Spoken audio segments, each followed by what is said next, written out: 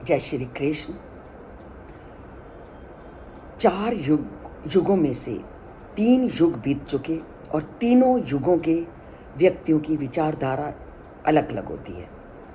और आज जिस युग में हम सब रह रहे हैं वो कलयुग का समय है। और कलयुग में आध्यात्मिक प्रवृत्ति के लोगों की अपेक्षा असुरी प्रवृत्ति वाले लोग बहुत अधिक हैं। इसलिए श्री कृष्ण ने असुरी प्रवृत्ति का बड़ा ही विस्तृत वर्णन किया है। और आज भी वह इस श्लोक में असुरी प्रवृत्ति वाले कैसा व्यवहार करते हैं, कैसी सोच रखते हैं, कैसी चिंतन धारा रखते हैं, उसका वर्णन करते हुए कहते हैं कि वह कहते हैं, इदम अद्य मया लब्धम इमं प्राप्य मनोरथम इदम अस्ति इदम अपि मे भविष्यति पुनर्धनम। वो क्या कहते हैं? असुरी व्यक्ति क्या सोचता है? वो सोचता है कि मैंने आज इतनी संपत्ति प्राप्त कर ली, मैंने आज इतनी कामनाओं को मैं इस संपत्ति से पूर्ण कर सकता हूँ, यह सब मेरी है और कल मेरे पास इससे भी अधिक होगी। उसने क्या बोला? इदम अद्य मया लब्धम, कि आज मैंने इतना धन प्राप्त कर लिया। इमम प्राप्त से मनोरथम, मैंने जो इतना धन प्राप्त किया, अब अपने इस धन से मैं अपनी इच्छाओं को पूरा करूंगा। इदम अस्ति इदम में भविष्यति, अब मेरे पास इतना है और मैं भविष्य में इससे भी ज़्यादा धन को कमाऊंगा। तो असुरी प्रवृत्ति वाले लोगों के जो मन है वो पूरी तरह से नैतिकता की उपेक्षा करता है। असुरी व्यक्तियों के मन में नैतिक नियमों का पालन करने का कोई नियम विधान नहीं होता। वह वही कार्य करते हैं जो उनको सुख प्रदान करते हैं, अर्थात जो कार्य उनके लिए सुखदायक होते हैं उनको उपभोग करना वह अपना अधिकार समझता है। और वह अपनी महत्वाकांक्षाओं को, इच्छाओं को पूरा करने के लिए योजनाएं बनाते हैं, बड़े बड़े कार्यक्रम करते हैं। और वो वही कार्यक्रम और वही योजनाएं बनाते हैं जो उनकी मनोकामनाओं को पूर्ण करती हैं। और विचारधारा क्या होती है? और उनकी विचारधारा होती है, क्योंकि वे समझते हैं कि वेदों में जो वर्णित धार्मिक रीतियां हैं वो धार्मिक रीतियां पूरी तरह से बेकार हैं और भौतिक रूप में वह उसको कभी समृद्ध नहीं बनाती। अर्थात शास्त्रों में जो भी विधि विधान वर्णित हैं वो उनका पालन नहीं करते। क्यों? क्योंकि उनका आधार एकमात्र भौतिक साधनों के द्वारा सुख समृद्धि को पाना होता है। और वह धार्मिक अनुष्ठानों का भी आयोजन करते हैं। और ऐसा आप संसार में देखते हो कि जो व्यक्ति भौतिक उत्थान में लगा हुआ है वह झूठी प्रतिष्ठा में, झूठे सम्मान को प्राप्त करने की हमेशा इच्छा रखता है। इसलिए वो अगर धार्मिक अनुष्ठान भी करता है, धार्मिक आयोजन भी करता है, तो वह इसलिए करता है ताकि समाज में उसको सम्मान प्राप्त हो सके, समाज में उसको इज्जत प्राप्त हो सके। तो वो जो उसके द्वारा जो धर्म पूर्ण कार्य किए जाते हैं वो उस परम पिता परमात्मा के प्रति आस्था कम और दिखावा ज़्यादा करने के लिए होते हैं। वह केवल मान, सम्मान और समाज में लोगों की नज़र में ऊंचा उठने के लिए वो धार्मिक कार्य करता है।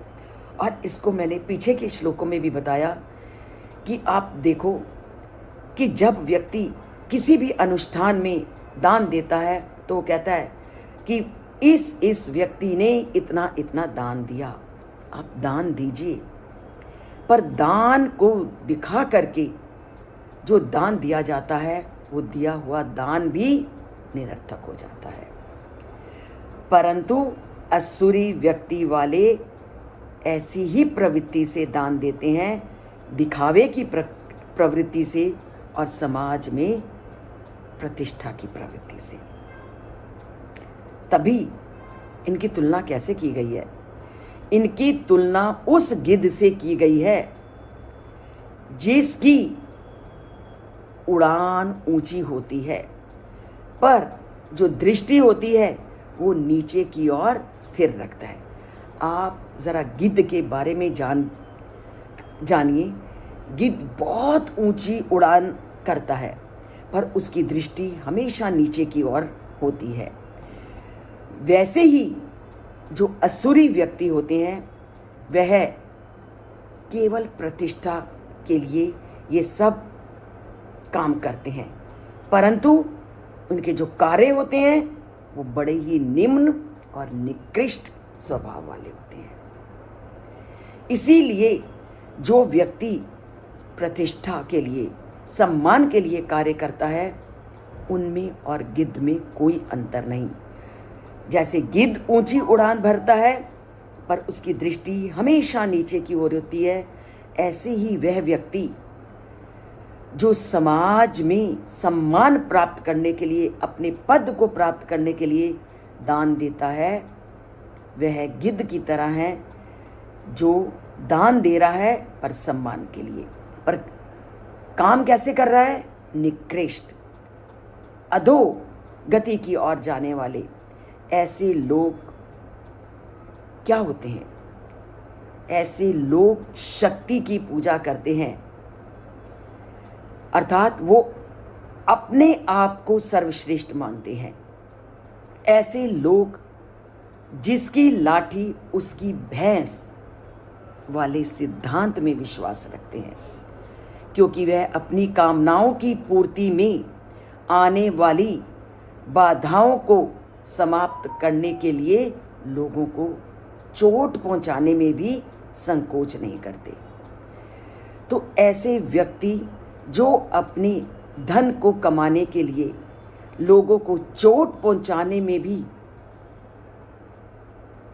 दूर नहीं हटते, ऐसे लोग श्री कृष्ण ने असुरी प्रवृत्ति वाले निकृष्ट लोग कहा है।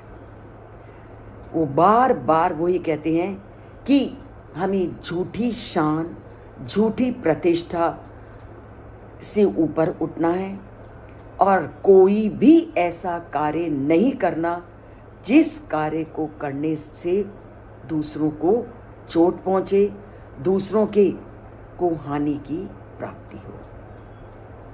तो चलते हैं उस परम पिता परमात्मा के द्वारा बताए गए उन कार्यों को करने की ओर जो केवल व्यक्ति के उत्थान में सहायक होते हैं, उसके पतन में नहीं। तो कभी भी हमने झूठी शान को प्राप्त करने के लिए कभी किसी की सहायता नहीं करनी। सहायता करनी है उस परम पिता परमात्मा के बताए गए मार्ग के अनुसार और अपने जीवन को सार्थक करने के लिए। तो केवल उतना ही अपने लिए इकट्ठा करना है जितने के माध्यम से हमारी जीवन धारा स्वाभाविक रूप से चल सके। तो उन असुरी प्रवृत्तियों को आज से बाहर निकालते हैं और समाज में प्रतिष्ठा और सम्मान को प्राप्त करने के लिए कभी भी दान को नहीं देना। दान देना है अपना कर्तव्य समझकर और दूसरों को परोपकार की भावना को सामने रखकर। तो इसी के तरह आगे के जीवन को हम व्यतीत करेंगे और इसके लिए श्री कृष्ण की बातों से जुड़ना, उसको समझना, उसको जीवन में धारण करना आवश्यक है। उसके लिए इस चैनल से जुड़िए और उस कृष्ण की द्वारा कही गई बातों को जीवन में लागू कीजिए और चैनल को सब्सक्राइब करके और उसे लाइक करके इस चैनल को गीता का आधार समझते हुए जीवन में लागू करते हैं। जय श्री कृष्ण।